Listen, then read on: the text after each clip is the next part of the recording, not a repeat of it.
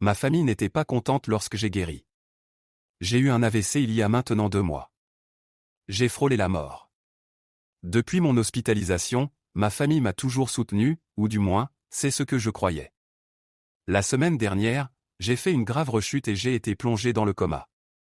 Quand je me suis réveillé, les médecins m'ont annoncé une bonne nouvelle: si tout continuait ainsi, je pourrais bientôt quitter l'hôpital.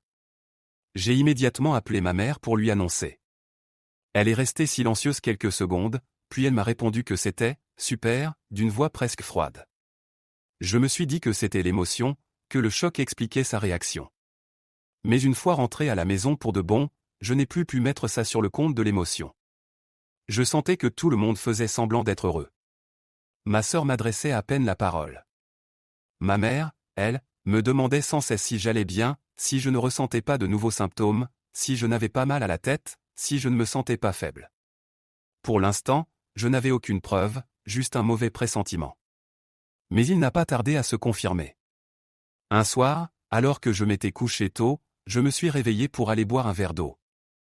Dans le couloir, j'ai entendu des voix. Celles de ma mère et de ma sœur. Ma mère disait qu'il fallait faire avec. Ma sœur a répondu qu'elle avait vraiment besoin de cet argent et a proposé de me tuer. Ma mère a rigolé. Elle a dit que ce n'était pas aussi simple. À cet instant, j'ai compris qu'il parlait de moi. Je suis resté figé dans le couloir, incapable de bouger. Quand la conversation s'est terminée, ma sœur s'est précipitée hors de la pièce. Elle m'a vu. À mon regard, elle a tout de suite compris que j'avais entendu. Elle est restée immobile, à me fixer. Puis, d'une voix tremblante, presque en larmes, elle a dit « Tu t'en doutais de toute façon ». Moi aussi, j'étais au bord des larmes. Je n'ai pas voulu voir ma mère.